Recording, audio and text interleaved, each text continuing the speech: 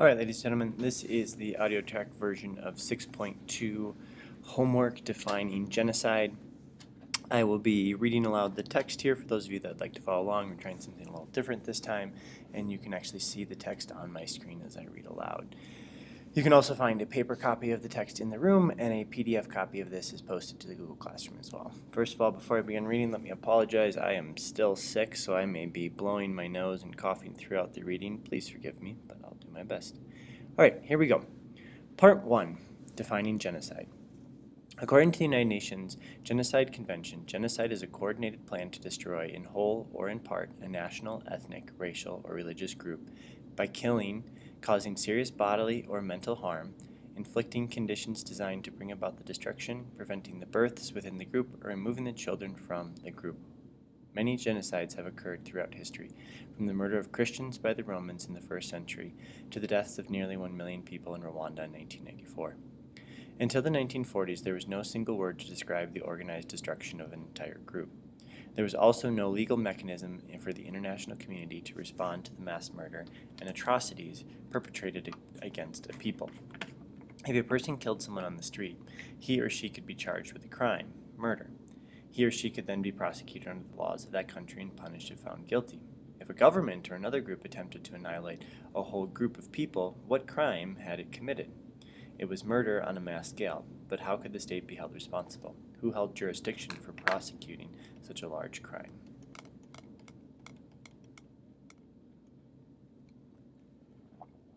What sparked international debates about mass murder? Ralph Lemkin, a legal scholar, recognized that these questions needed to be answered. He began thinking about them after the Armenian Genocide, which took place between 1950 and 1918. He contemplated the answers from the early 1920s until his death in 1959. Lemkin followed the case of a young Armenian, Soghomon Tehlirian. Tehlirian murdered the Turkish Minister of the Interior in Berlin in 1921 because he held the minister responsible for the organized killing of Armenians. Lemkin found it hard to understand the system in which Tehlirian could be charged and tried for the death of a single man, but which did not hold Turkish leaders accountable for the mass killings of Armenians. Let's see, here's an excerpt from the newspaper that was reported.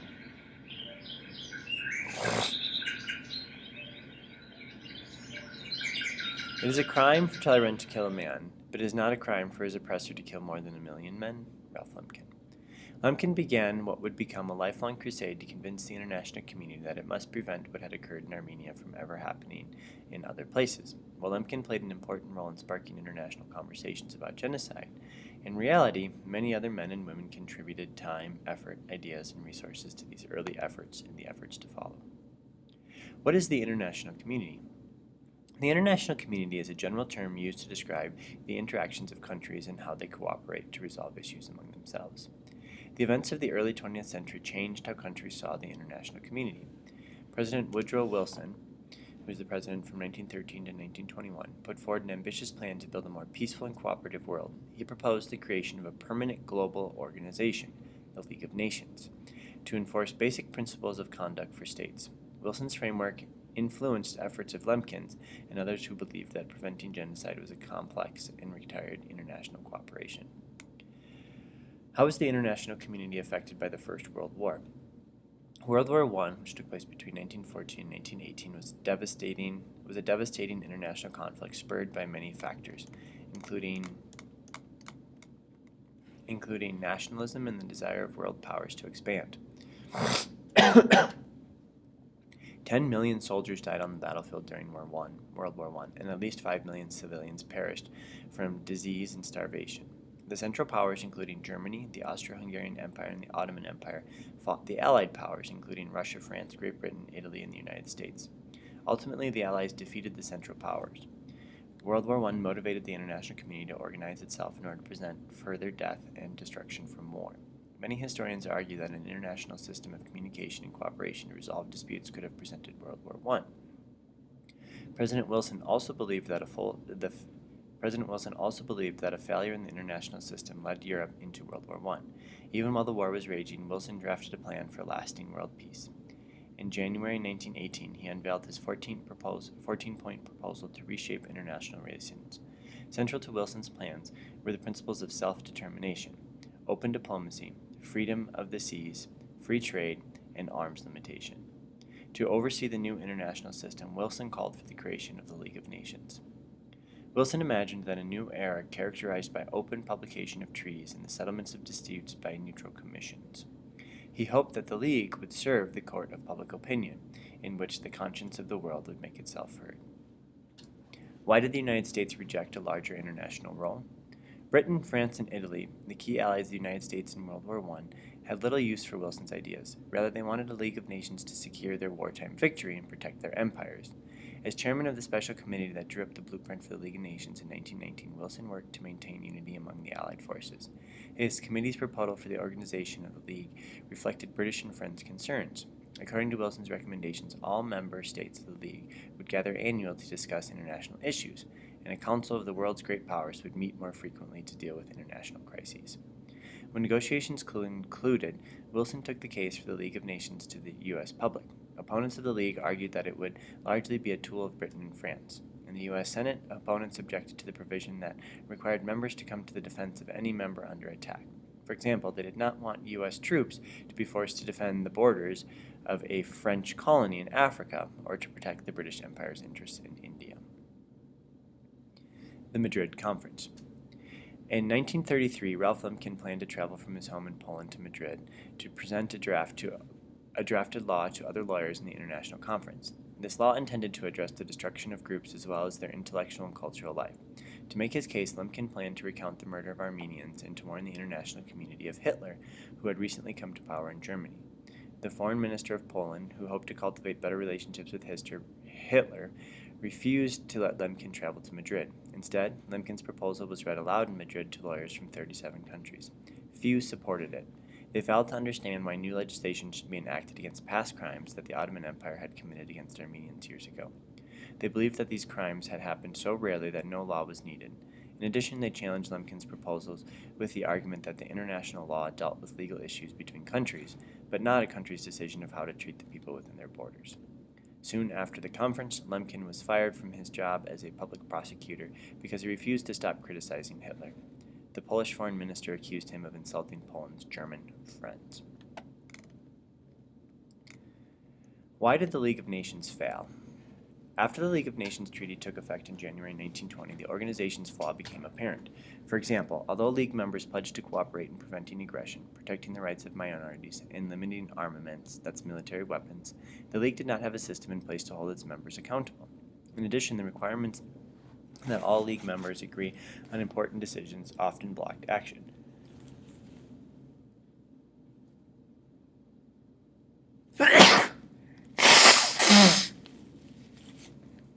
My apologies, folks. This cold is getting the better of me. Moreover, League membership was far from universal. In 1920, the United States Senate voted against U.S. participation. In addition, the British and French deliberately excluded other important countries from the League membership. Germany, for example, was not allowed to join until 1926, and the Soviet Union was barred until 1934. Confronted with its first major challenge in 1931, the League failed to stop a Japanese invasion into the Chinese province of Manchuria. Later, in 1930, the League proved powerless in the face of Italian and German aggression. By the time World War II began, international statesmen had all but given up on the League. World War II. While the millions of deaths of World War I shook the world, the death toll and brutality of World War II would eclipse what had transpired a generation earlier and squelch visions of a more cooperative world.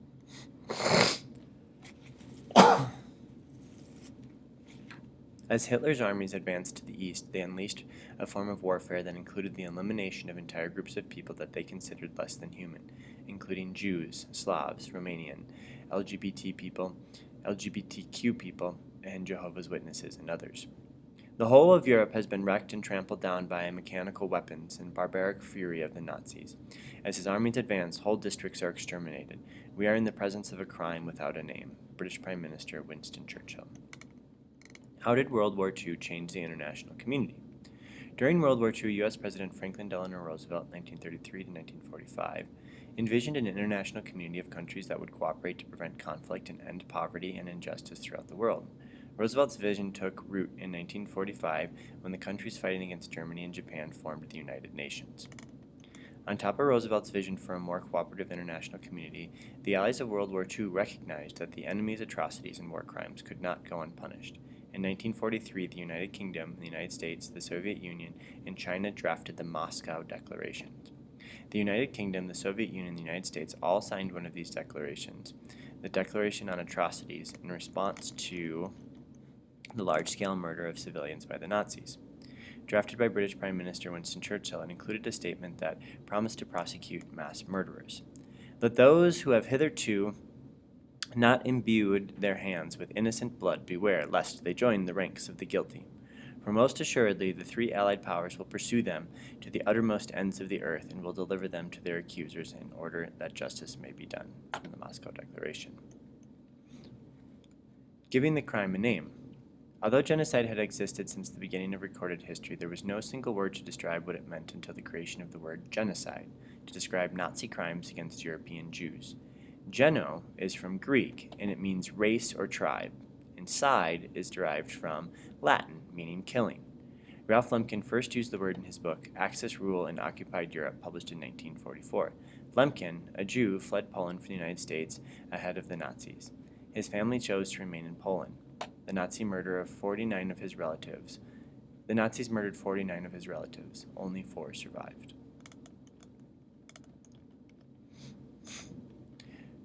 What were the Nuremberg trials?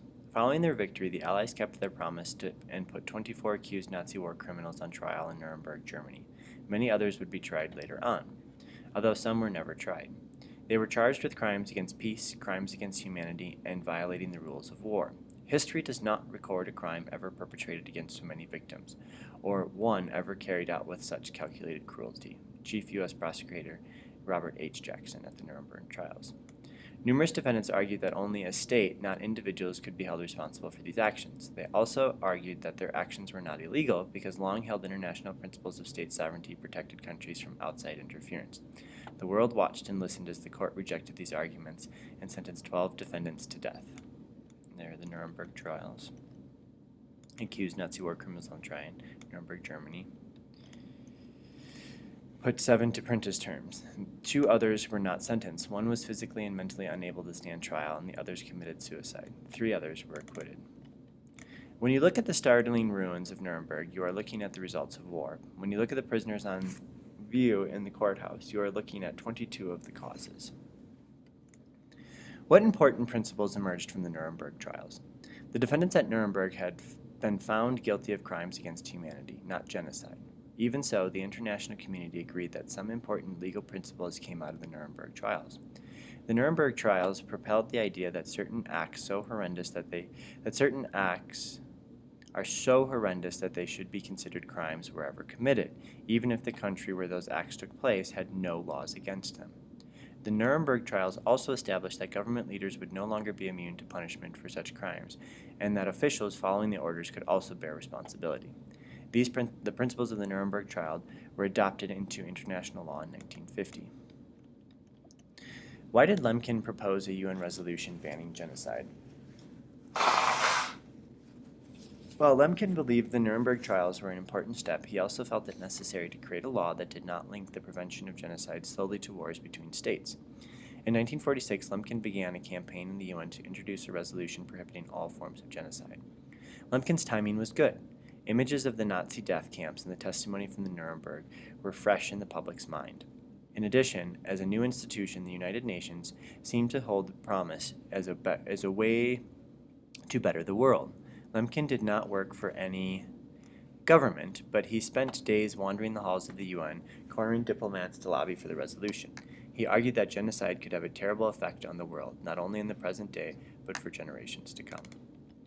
We can best understand this when we realize how impoverished our culture would be if the peoples doomed by Germany, such as the Jews, had not been permitted to create the Bible, or give birth to an Einstein or a Spinoza, if the Poles had not had the opportunity to give the world a Copernicus, a Chopin, a Curie, and the Czechs a Huss, a Dvořák, and the Greeks a Plato or a Socrates, the Russians a Tolstoy, and a Shostakovich. Ralph Lemkin. In December 1946, the UN General Assembly unanimously passed a resolution that condemned genocide and began to draft a treaty to ban the crime. The right to exterminate an entire group of people which prevailed before the resolution is gone. From now on, no government may kill off a large block of its own subjects or citizens of any country with impunity. The New York Times, 1947. The Genocide Convention. On December 9, 1948, the UN unanimously passed the Genocide Convention. The treaty made genocide a crime and obligated its signers to prevent, suppress, and punish genocide. The treaty held violators responsible whether they attacked people in another state or acted inside their own borders. The Genocide Convention further eroded the principle of sovereignty that had been weakened by the Nuremberg trials. States could no longer expect freedom from outside interference if they committed genocide. And there's Ralph Lemkin talking to a Brazilian ambassador, but that's Ralph Lemkin. How did the Cold War affect the role of the United Nations? International cooperation on all issues in the UN proved difficult due to increasing hostility between the United States and its World War II ally, the Soviet Union. These deep tensions became known as the Cold War, a struggle that would last until the 1980s. Due to the US and Soviet power within the UN Security Council and both countries' ability to veto UN decisions, the US-Soviet hostility often prevented action. Votes in the UN General Assembly generally followed the lines of the Cold War alliances. Whenever key U.S. and Soviet interests clashed, there was little hope of making treaties work, including the Genocide Convention. How did people in the United States react to the convention?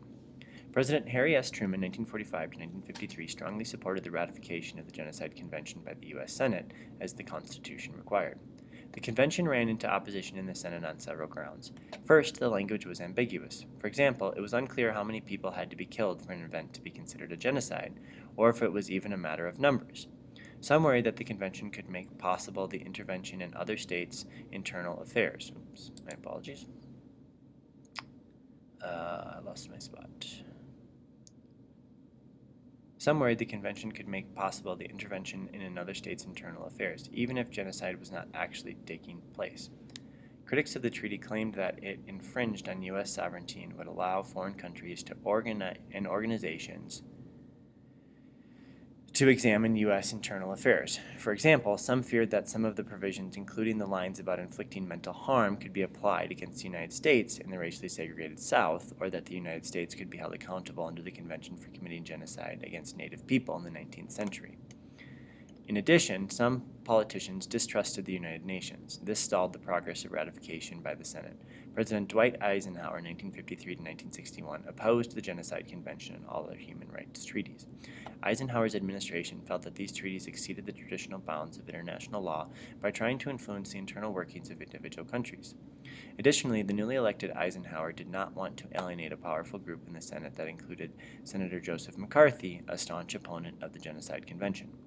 Secretary of State John Foster Dulles said that the United States would use education, not law, to further the case of human rights around the world.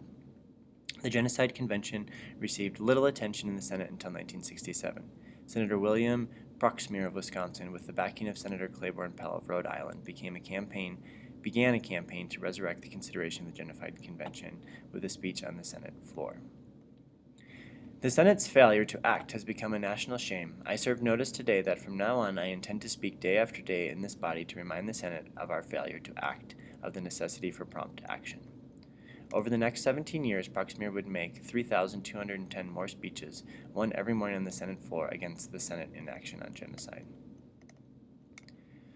When did the United States ratify the Genocide Convention? Proxmire's speeches were all different. He recounted genocides around the world, he pointed out the Soviet Union ratified the convention in 1953, and he often highlighted the damaging effects that the U.S.'s failure to ratify the treaty had on international relations.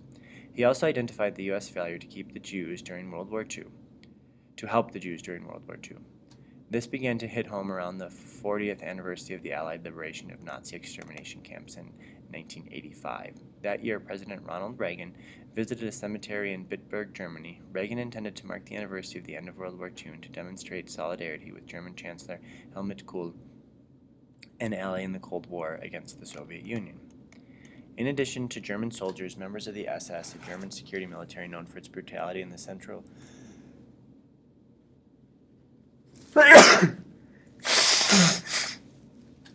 my apologies again. In addition to German soldiers, members of the SS, a German security and military agency known for its brutality and central role in extermination of Jews, were also buried there. Although Reagan added a visit to Bergen-Belsen concentration camps, veteran groups, Jewish organizations, and members of both political parties criticized him for the cemetery visit. Today, let us say President Reagan, clearly and unambiguously, that if he insists on going to Bitburg, we do not need him and we do not want him in Bergen-Belsen. In response to public criticism, the White House decided to push for ratification of the Genocide Convention. On February 11, 1986, the Senate ratified the Genocide Convention with a vote of 82 to 11. What reservations did the Senate attach to the Genocide Convention? Although the U.S. Senate approved the Genocide Convention, it attached a series of reservations to the treaty to protect U.S. sovereignty. International law permits states to attach reservations, declarations, or understandings to a treaty that qualify or clarify their support. The reservations stated that before the U.S. could be judged by an international court, it would have to accept the jurisdiction of the court. The sovereignty of our nation and the freedom of our people have been protected against the assault by the World Court. Senator Jesse Helms. After the Cold War.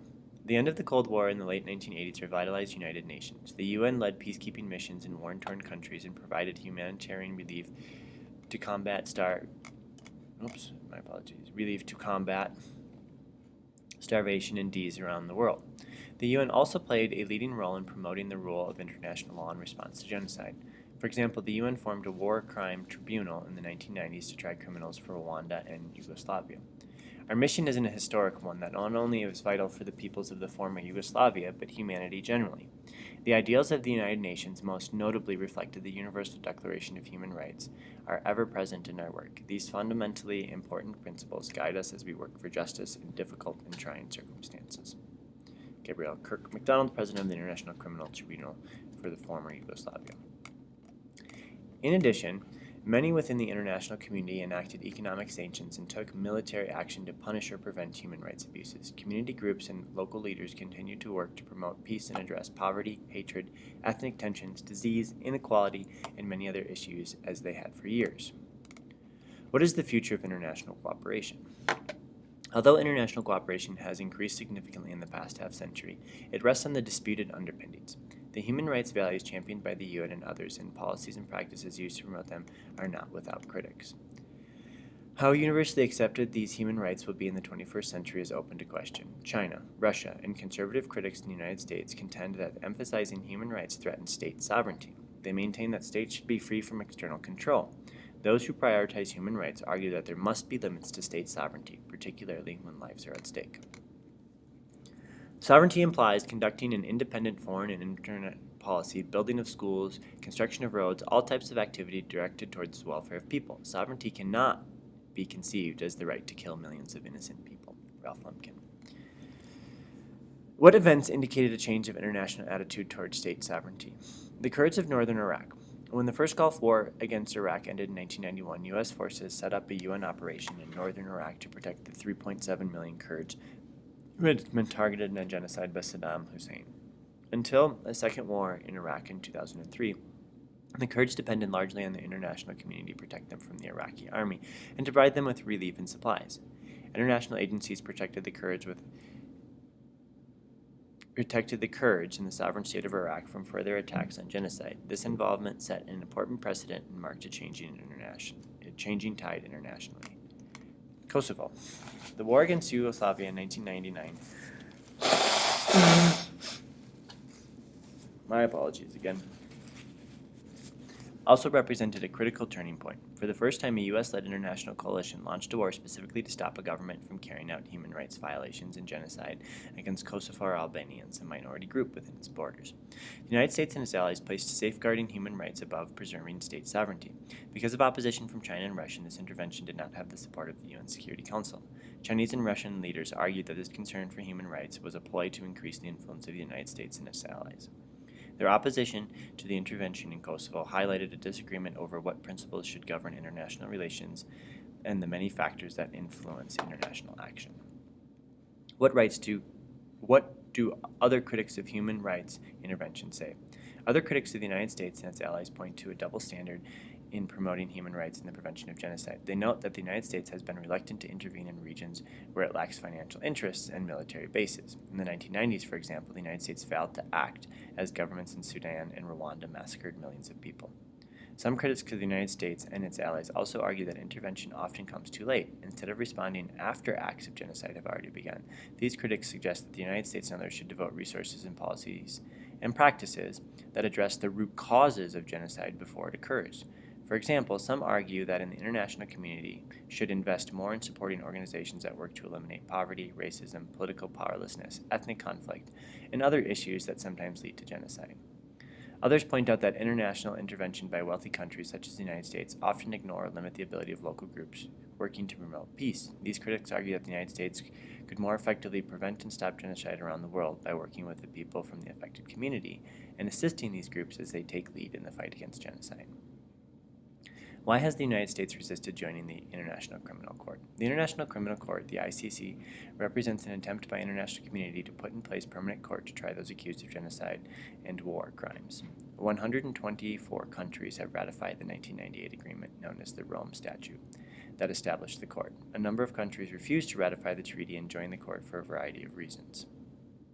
The International Criminal Court is here to stay. It is a commitment to justice is stronger than ever, but the ICC cannot fight impunity alone.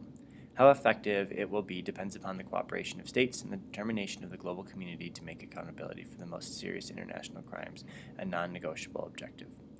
The United States refuses to ratify the Rome Statute in its present form. The ICC critics in the United States note that the language of the treaty is unclear and could allow for politically motivated and unfair prosecutions. They also point out that U.S. citizens tried by the ICC would lose certain rights protected by the U.S. Constitution. The ICC supporters counter that if a country investigates and tries its own citizens for the crimes, then the ICC does not have jurisdiction. U.S. supporters of the court believe that an international system of justice like the ICC furthers the cause of international human rights and the rule of law. Whether the United States can resolve these disagreements or renegotiate parts of the treaty remains to be seen. While most people agree with the sentiment "never again," what this means for policy is unclear. The most effective roles for local communities, the international community in the United States, is to play in preventing genocide remain to be determined. In the next section, you will examine 6 historical case studies of genocide that give a brief overview of the responses taken by local communities in the United States international community. And this is what we'll be doing coming up, ladies and gentlemen, is looking at additional examples of genocide and what the U.S. should and should not do to intervene. All right, feel free to go back and rewatch certain sections. I hope this was helpful for you. Make sure that you've answered all the questions on your reading guide. Best of luck.